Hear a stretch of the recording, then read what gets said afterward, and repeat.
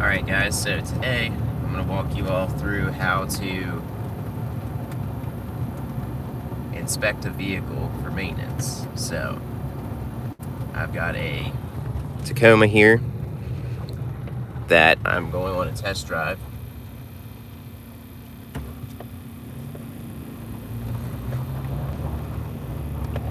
Right now,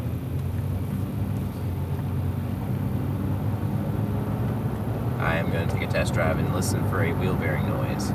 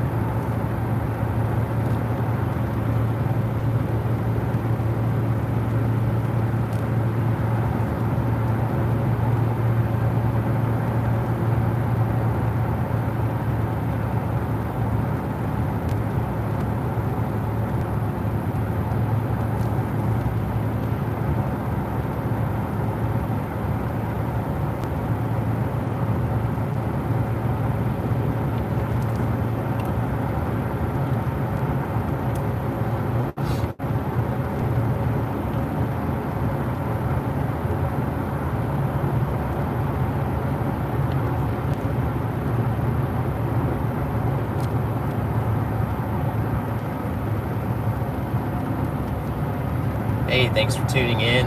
So, I am right now driving a Toyota Tacoma, and we're listening for a wheel bearing noise before we take it back to the shop and check everything over for maintenance. I believe this is about a 2009 Toyota Tacoma, so I'm going to go over everything I do whenever I am looking a vehicle over. Hey, we got some more people tuning in. And anyway, I'm listening for a wheel bearing noise right now in this Tacoma, and right now it sounds like it's coming from the rear. So I'm gonna go take it back to the shop and inspect everything and see where this wheel bearing noise is coming from. Maybe it's coming from the rear end. Don't know yet, but I'm gonna take it back and we'll see what's going on. Also walk you guys through everything I check whenever I am doing maintenance or doing an oil change.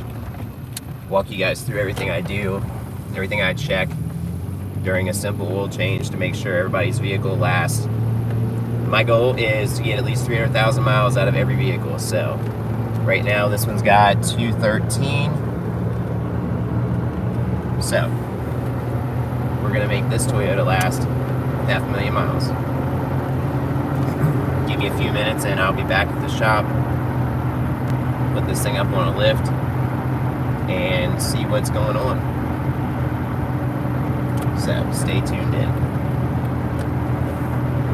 Also, it's -2 degrees here in Virginia, so it's very, very cold outside.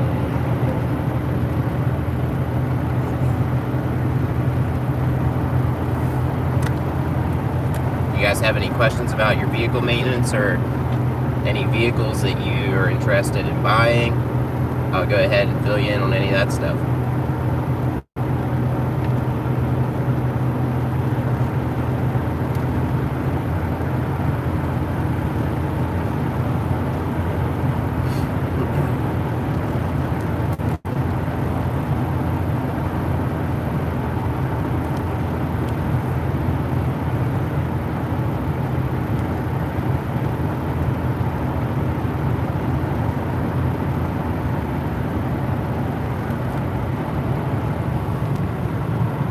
is a dead giveaway that you might have a tire balancing issue is the steering wheel.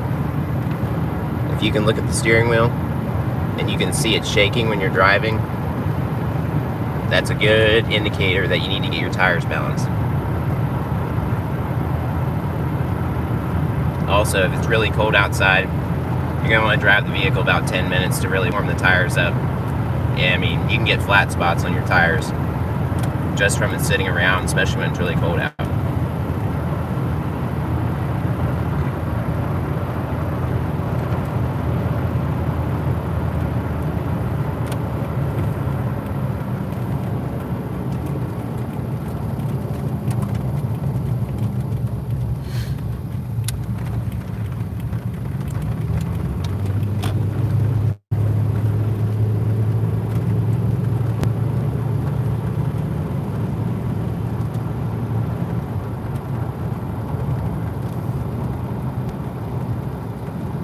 Alright, we are back at the shop.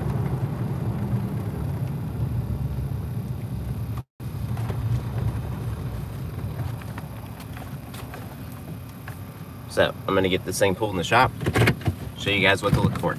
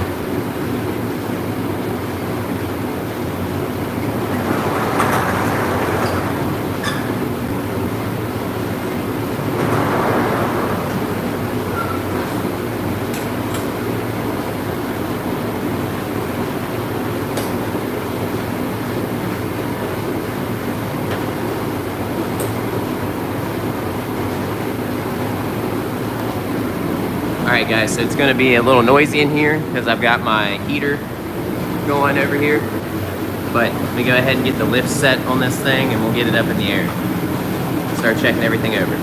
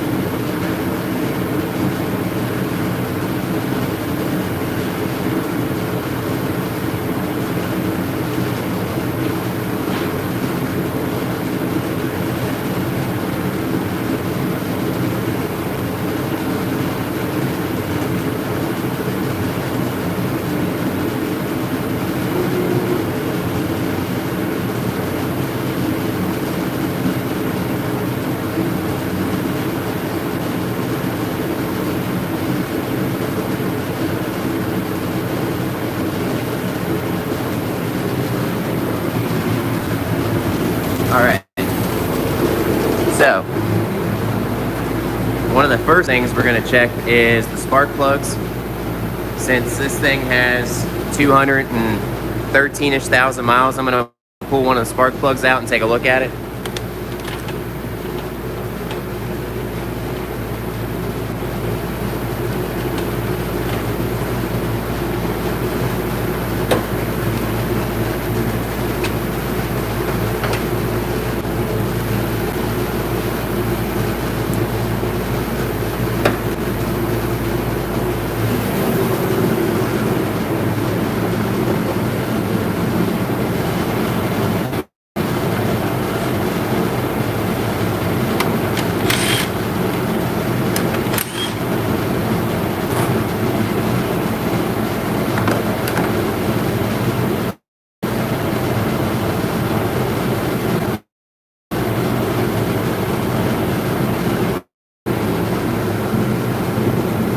All right, so I think we're gonna go from the passenger side, because the passenger side spark plugs are probably gonna be the easiest to get to.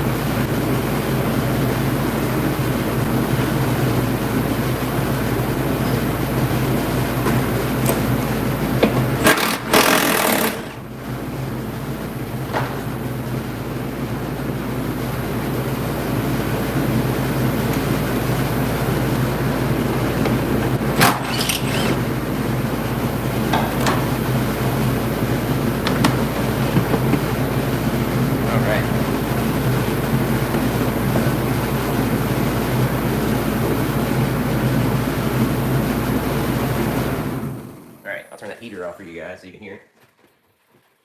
So, what I'm gonna do now is get one of them spark plugs out of there and see how they look. Little tip here on these Toyota coil packs. If you just pry the tab back a little bit, pop them on.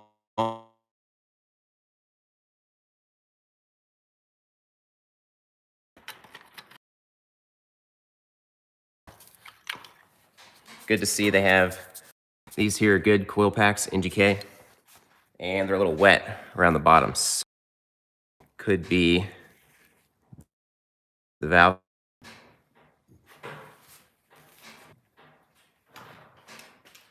All right, if you're gonna put the spark plugs back in, you should always make sure, don't use an impact gun.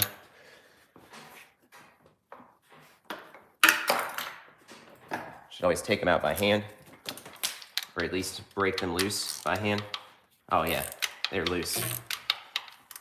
So that's not a good sign. All right, so now, I got it loose.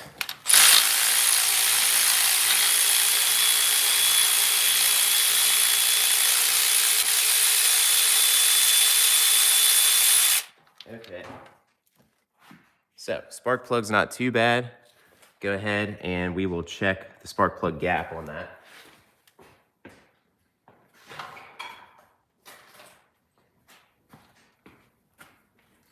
All right, so spark plug gap is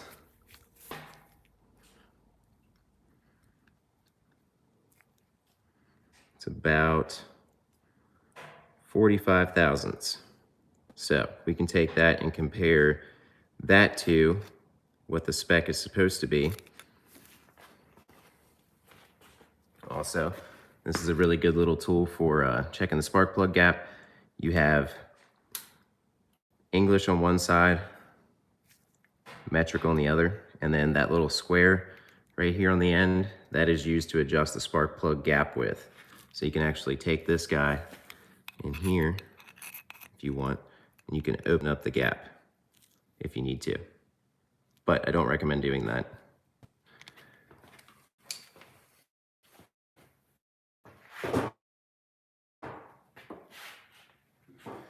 All right, so while we're here, we can go ahead and check the air filter. It's not too bad. So we're good there.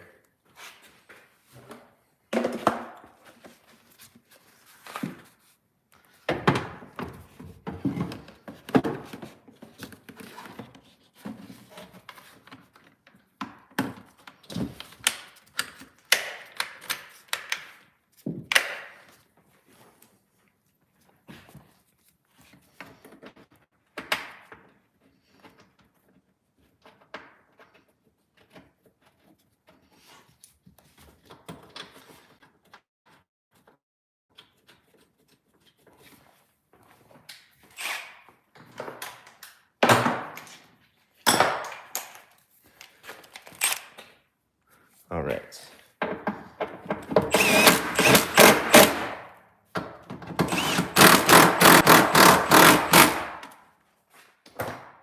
So also while we're here, go ahead, check the oil. Before we change it, let's go ahead and check the level. See if our vehicle is consuming any oil.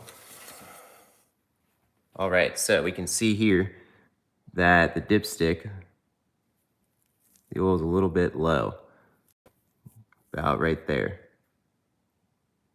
So, vehicle is using a little bit of oil. So check that.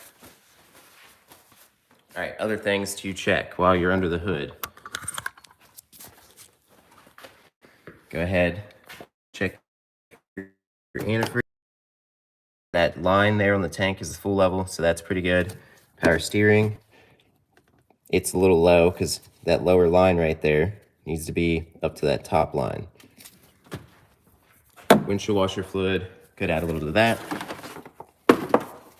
All right, battery, brake fluid looks good. It's nice and clear up to the maximum mark. And then we're gonna look over for leaks. See if it's starting to leak anywhere.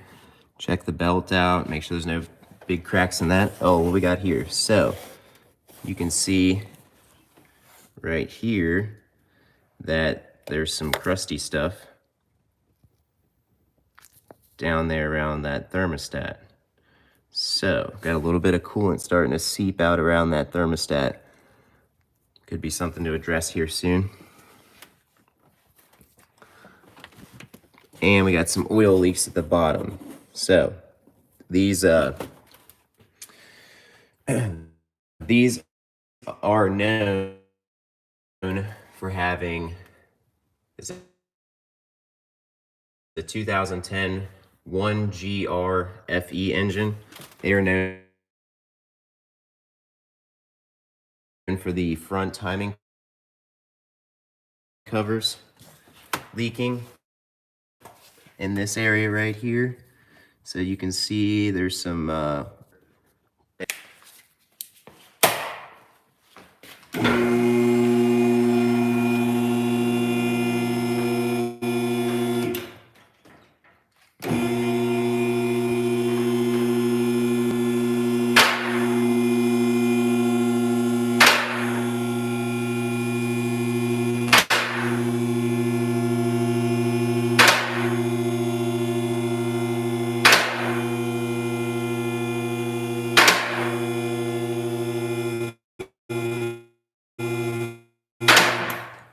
all right, so now go ahead and grab my phone. Checking brakes over, looking here. So you can see the brake pads are good on the front. This is going to be drum brakes in the rear. The Toyotas hardly ever have any issues with their drum brakes, so not going to worry about that. Check the front brakes on the other side. And again, brakes look good. And now, if you want to listen for a wheel bearing noise, here's a good way to check for a wheel bearing noise. So you can actually spin the wheel and you put your hand on the shock up there. If anything feels like gritty or Feels like something's grinding. That's normally a good indication that there's a bad wheel bearing.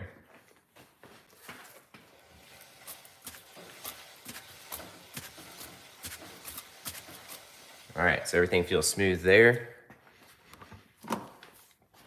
Go ahead, check this side. Same thing, spin the wheel.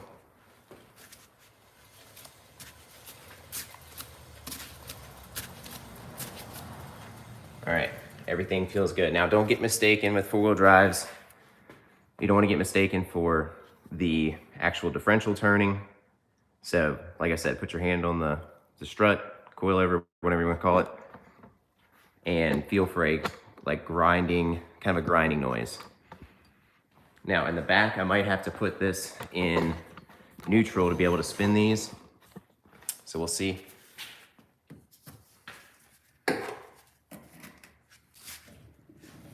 There we go. All right, if you guys hear that noise right there,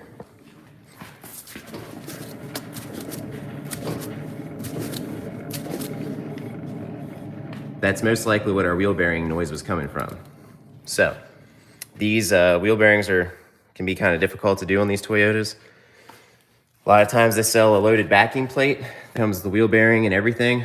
Honestly, I recommend just using those. Makes your life a whole lot easier, especially if you're a DIY person. So now, let's listen to the passenger rear, see if it's making any noise.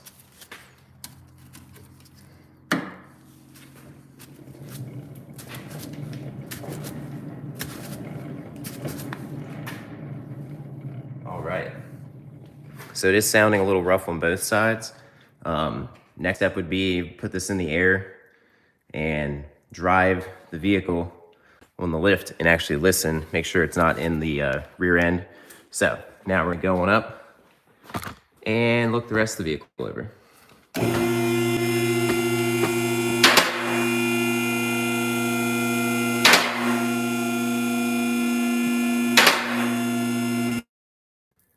Look at CV axle boots. Make sure they're not torn up. All right, let me get my phone off the stand so it's easier to move around.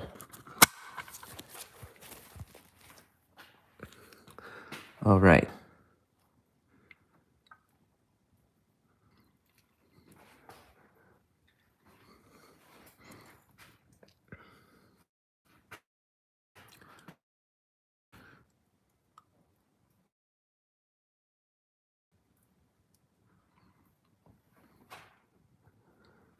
So we got a little bit, nothing crazy.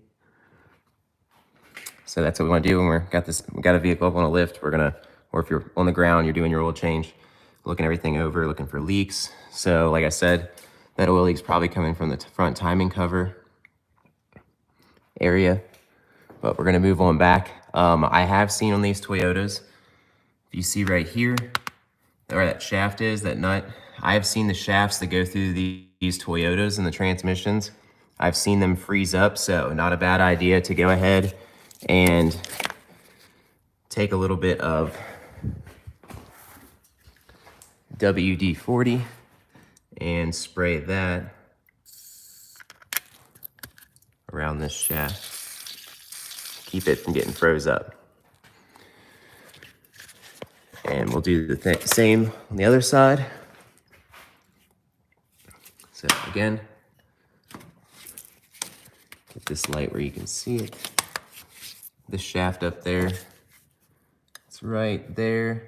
Go ahead and spray some WD-40 on that. Keep it from seizing up and if you ever have to work on it in the future.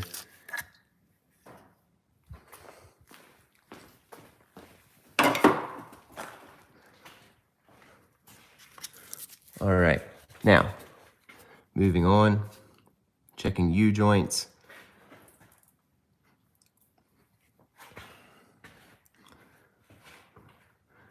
Make sure the U-joints, if you see a bunch of rust around a U-joint, like on the cap, that's gonna indicate a bad U-joint.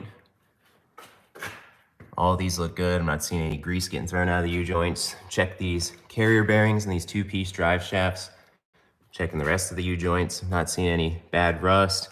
You can even, if you think you've got a bad U-joint, you can actually grab the drive shaft, try to move it up and down, side to side. See if you have any play. And again, looking at the rear U-joint, everything's looking good.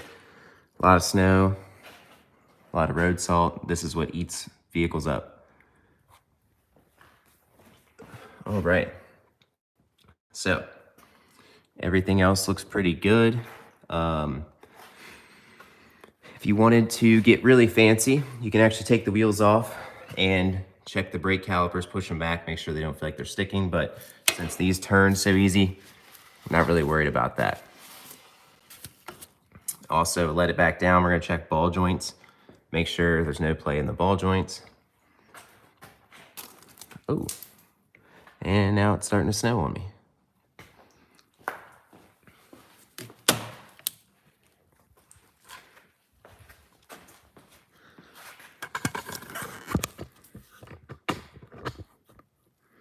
All right, so now we're gonna let it back down and check ball joints.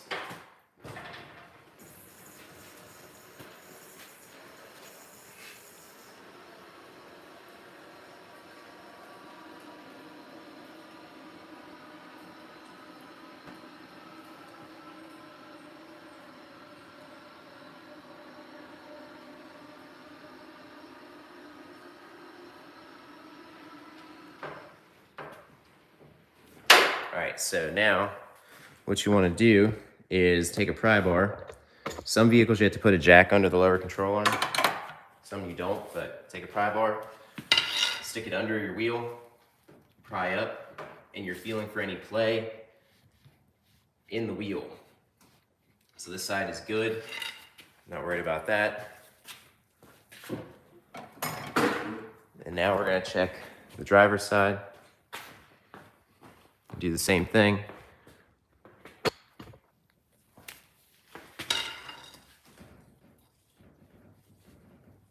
All right. Also, one last thing. If your tires are starting to chop up, I want to make sure rotating the tires every oil change, it's going to keep your tires from chopping up and make your tires last a lot longer. And also, tire pressure, you don't go by the tire. Almost every vehicle, unless it's gone, will have a tire pressure sticker right here, and you want to set your tire pressure to whatever that sticker says in the driver's door jamb. It's going to help your tires last longer and give you better gas mileage if your tires are set to the proper pressure. So, do you guys have any questions? Want any tips or tricks? Want to talk about other cars? Let me know.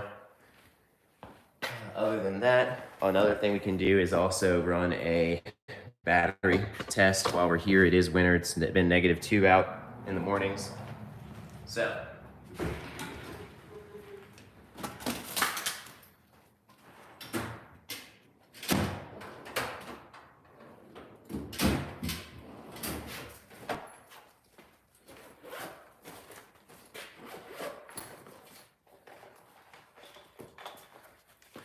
we're gonna go ahead and grab the Top Don battery tester here.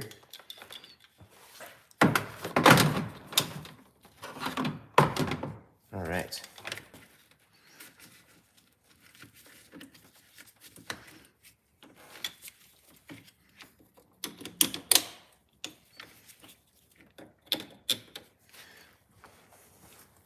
So this battery is 750 cold cranking amps. It's a standard battery.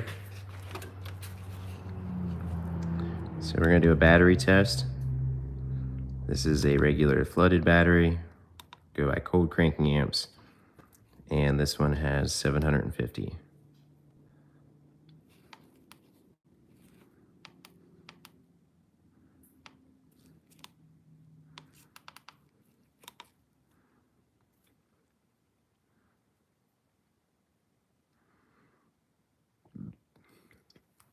So as you can see, we just tested this battery at a 750 cold cranking amps it has 522.